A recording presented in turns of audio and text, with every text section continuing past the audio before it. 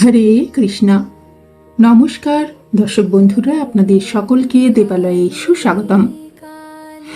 প্রতি বছর 21শে জুন থেকে 26শে জুন এবং বাংলার 7ই আষাঢ় এই 3 দিন মা ধরিত্রী রজস্বলা হন, যাকে বলা হয় অম্বুবাচী বা আমাবতী। মানে মা কামাখ্যা এই 3 দিন ঋতুমতী হন। তাই কামাখ্যা মন্দিরের দরজা এই 3 দিন বন্ধ থাকে, কারণ মা তখন বিশ্রামে। এই সময় পৃথিবীকে কর্ষণ করা, বীজ বোনা এবং সমস্ত শুভ কাজ বন্ধ থাকে। ঠিক যেমন মেয়েদের পিরিয়ডের সময় বিশ্রাম দরকার, প্রকৃতিতেও তেমনই বিশ্রাম দরকার। এটাই তন্ত্রের সৃষ্টিতত্ত্ব।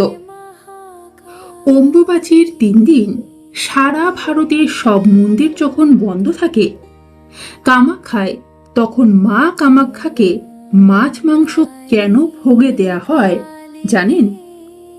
আর যে লাল কাপড়ে মায়ের রক্ত লেগে থাকে, সেটা কেন পৃথিবীর সবচেয়ে পবিত্র প্রসাদ, তার সমস্ত খুঁটিনাটি তথ্য কিন্তু আজ জানবো সেই নিষিদ্ধ রহস্য এই ভিডিওর মাধ্যমে।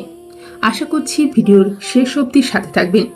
চলুন ভিডিওর বিস্তারে প্রবেশ করা যাক। এবার আসি মূল চক্রে।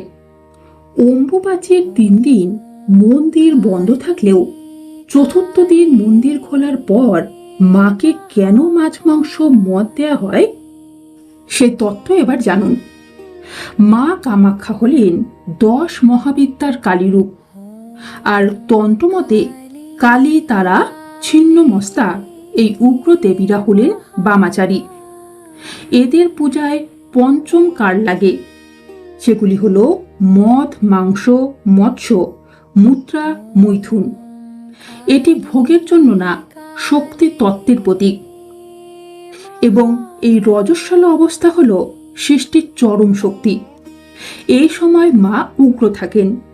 উগ্র শক্তিকে শান্ত করতে তামসিক ভোগ দিতে হয়। মাছ হলো জল তত্ত্ব এবং মাংস হলো পৃথিবী তত্ত্ব। এই 2 দিয়ে মায়ের শক্তিকে ব্যালেন্স করা হয়। এছাড়াও লোকবিশ্বাস রয়েছে যে, বিশেষ করে অসমের মানুষ বিশ্বাস করেন অম্বুবাচীর পর মা খুব ক্ষুধার্ত থাকেন, তাই মায়ের প্রিয় ভোগ মাছের ট্যাঙ্গা, পোড়া মাংস দেয়া হয়। এটা অসমের একটা কালচার। এতে কোনো পাপ নেই, কারণ মা নিজেই প্রকৃতি, তিনি সব খান। তাই এই অম্বুবাচী চলাকালীন সময়ে 3 দিন পর যখন মন্দিরের দরজা খোলা হয়, তখন মাকে এই মদ, মাংস, মৎস্য এগুলি ভোগে দেওয়া হয়। চলুন এবার জেনে নেওয়া যাক এর দ্বিতীয় তত্ত্ব সম্পর্কে। মানে এই কামাখ্যা মন্দিরের মহাপ্রসাদ, যেটিকে রক্তবস্ত্র বলা হয়, সেই মহাপ্রসাদ আসলে কি? কামাখ্যা মায়ের কোনো মূর্তি নেই, আছে একটা জনি আকৃতি পাথর এবং তার পাশে এক প্রাকৃতিক ঝর্ণা বয়ে যায়। অম্বুবাচীর 3 দিন মন্দির বন্ধ থাকার সময় ওই ঝর্ণার জল লাল হয়ে যায়। বিজ্ঞান বলে এটা আয়রন অক্সাইড, কিন্তু ভক্ত বলে এটি মায়ের রজস্রাব। মন্দির বন্ধ করবার আগে গর্ভগৃহে একটা সাদা কাপড় পেতে রাখা হয়। 3 দিন পর দরজা খুলে দেয়া হয়। 3 দিন পর দরজা খুলে দেখা হয় সেই সাদা কাপড় লাল হয়ে গেছে। এটাই রক্তবস্ত্র। এটা সরাসরি মায়ের শরীরের অংশ বলে মনে করা হয়, যেখানে মায়ের রক্ত, যেটি সৃষ্টির বীজ। তন্ত্রমতে রজস্বলা নারীর রক্তে আদ্যা শক্তি থাকে, আর এটা তো স্বয়ং মহামায়ার। বিশ্বাস রয়েছে এই কাপড়ের একটা টুকরো ঘরে রাখলে সন্তান লাভ, রোগ মুক্তি, শত্রু নাশ হয়। এবং 3য় দিন পর যখন মন্দির খোলা হয়, এই কাপড়টাকেই ছোট ছোট টুকরো করে ভক্তদের মধ্যে বিলি করা হয়। এটিকে অম্বুবাচী প্রসাদ বা রক্তবস্ত্র বলে। লাখ লাখ লোক লাইন দেয় শুধু এই এক টুকরো কাপড়ের জন্য। এবং এই কামাখ্যা মন্দিরের পূজা এবং অম্বুবাচীর সময় তন্ত্র সাধনা বা তন্ত্রের জন্য কিন্তু বিখ্যাত। অনেকে বলে তন্ত্র মানেই খারাপ, মাছ মাংস মানেই অপবিত্র, কিন্তু দেখুন, যে প্রকৃতি আমাদের খেতে দেয় সেই প্রকৃতি 3 দিন রজস্বালা হয়।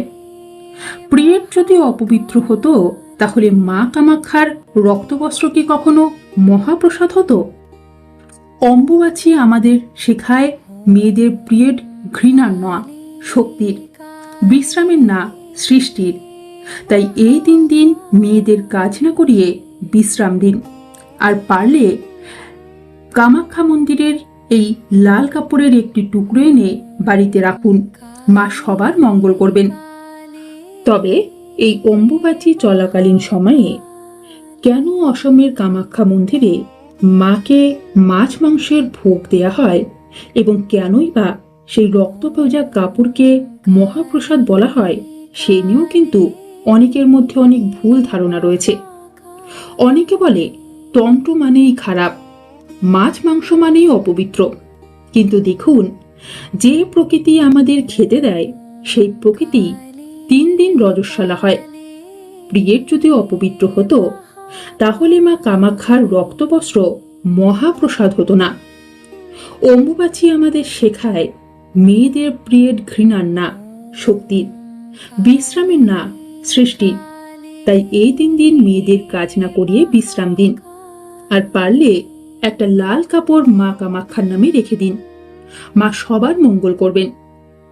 এবং এই 2026 সালের অম্বুবাচী শুরু হবে আগামী 22শে জুন রাত 7:38 তাই ভিডিওটি শেয়ার করে সবাইকে জানিয়ে দিন।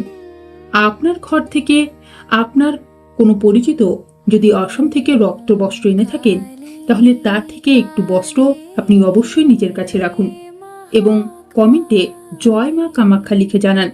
আর চ্যানেলটা সাবস্ক্রাইব করুন, কারণ সামনে কামাখ্যার 10 মহাবিদ্যা সিরিজ আনছি। আশা করছি আজকের এই কামাখ্যা মন্দিরের অজানা তথ্য জেনে আপনাদের ভালো লেগেছে। আজকের মতো ভিডিওটি এখানেই শেষ করছি। নমস্কার, ধন্যবাদ, ভালো থাকবেন, সুস্থ থাকবেন। মা কামাখ্যার অশেষ কৃপা ও আশীর্বাদ আপনাদের উপর বর্ষিত হোক এই কামনাই করব। ধন্যবাদ।